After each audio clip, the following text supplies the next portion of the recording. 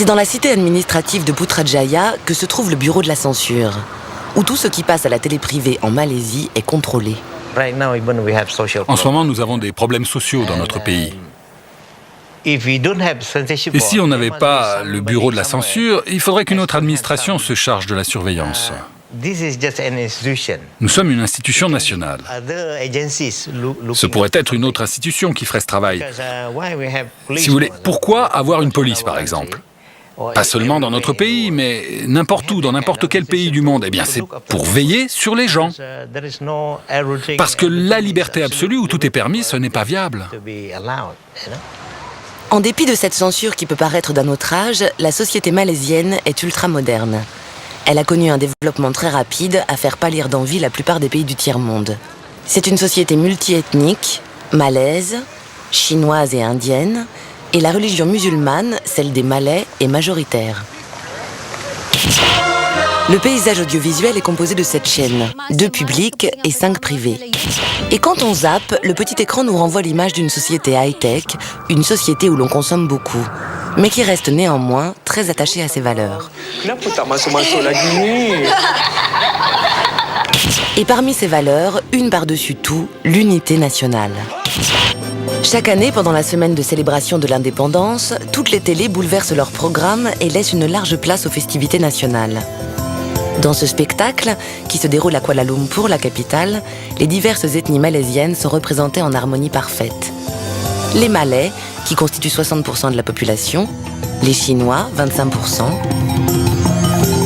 et les Indiens, 15%. Hishamuddin Raïs est journaliste, chroniqueur culturel et politique sur plusieurs journaux internet et magazines de presse. Il a déjà fait de la prison pour ses opinions qui ne sont pas du goût des autorités.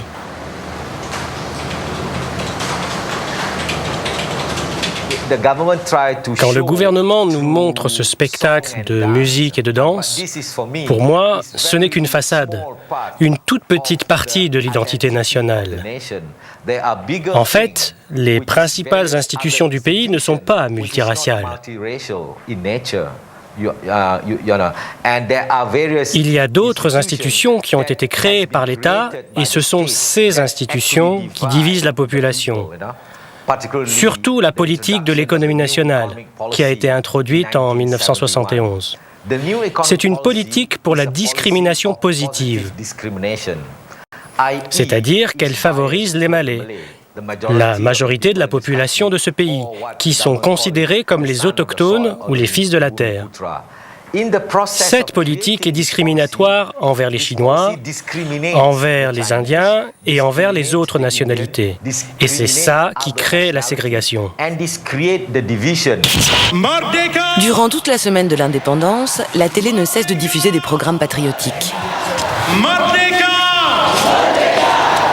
qui résonnent comme autant d'appels à l'unité nationale. Hi, good morning. Hi, everyone, too. Good morning. La ferveur est là, jusque dans les talk-shows. Thank you. Fine. Okay. And yourself? Yeah, I'm okay. All right, how do you love your country, sir? We are not expressive enough. It is not that mean that we are not patriotic. It's just that we are not expressive enough. I would like to see more Malaysians come forward and tell the world, hey, I'm proud to be Malaysian.